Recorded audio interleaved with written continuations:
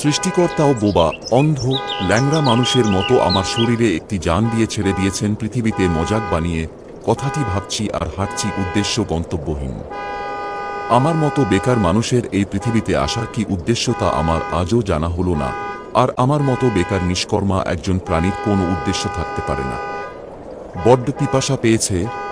আমার মতো প্রাণীদের কেবল খাওয়া দাওয়া করার জন্যই পৃথিবীতে পাঠানো হয়েছে, এছাড়াও আরও আছে। প্রিয়জনের প্রশ্ন ভরা চোখ, ছেলেটা কি করবে, কি করছে, কোন চাকরি পেয়েছে কি? আর নিন্দুকের কটু কথা তো আছেই। পরিবারের মানুষদের হতাশা ভরা দৃষ্টি দেখতে আর ভালো লাগে না, মনে হয় সবকিছু একেবারে শেষ করে দেই। রাস্তার মোড়ে একটা টং দোকানে গেলাম, পকেটে হাত দিয়ে দেখি 50 টাকার একটা নোট আছে। মায়ের জন্য একবেলার ওষুধ নিতে হবে 40 টাকা, বাকি 10 টাকায় একটা কিছু খাওয়া যায়। এক কাপ চা ও একটি সিগারেট নিলাম। মায়ের অবস্থা আজকাল ভালো যাচ্ছে না, শহরে ভালো ডাক্তার দেখাবো করেই যাচ্ছে।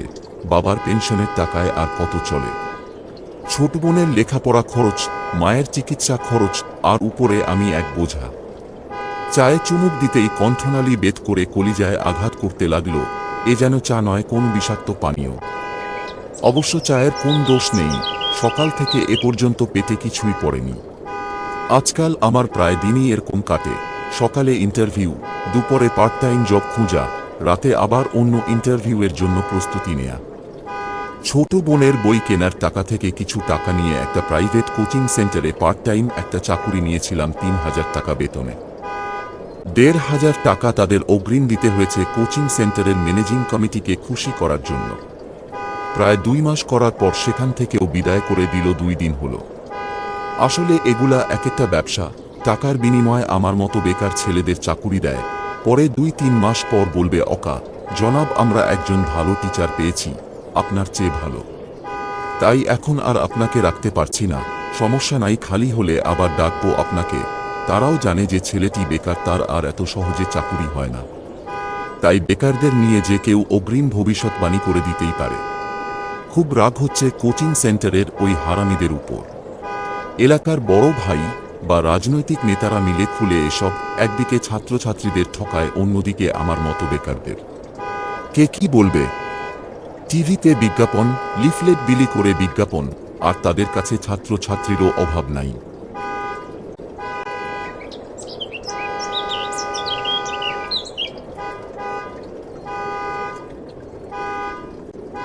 ব্যবসা, সবই ব্যবসা। শিক্ষাও আজকাল ব্যবসা, আর চাকুরি সেটা তো আকাশের চাঁদ। হাঁটতে হাঁটতে কখন শিউলিদের বাড়ির কাছে চলে এলাম বুঝতেই পারলাম না। আজকাল তাকে আমি এড়িয়ে চলি, তার ধারে কাছে যাই না। অথচ 2 বছরেরও অধিক সময় সম্পর্ক ছিল আমাদের। হবে করে কোন চাকুরিও হয় না, এদিকে আমাদের প্রেমেরও বয়স বাড়ছে। পরপর 11টি ইন্টারভিউ দেওয়ার পরও কোন চাকরি হয়নি। কি করব? 2 বছরে তার 2টা জন্মদিনে একটা গিফটও দিতে পারিনি। নিজেকে নিজের কাছেই ছোট মনে হতো। তখনই বুঝে গেছি মধ্যবিত্ত পরিবারের বেকার ছেলেদের প্রেম বিলাসিতা মানায় না। এটা যত এড়িয়ে চলা যায় ততই ভালো। 2 দিন আগে এদিকেই যাচ্ছিলাম, পিছন থেকে কেউ একজন ডাকছে, কেমন আছো? পিছনে তাকিয়ে দেখি শিউলি তাদের বাড়ির গেইটে দাঁড়িয়ে আছে। আমি স্তম্ভিত হয়ে উত্তর দিলাম, ভালোই আছি।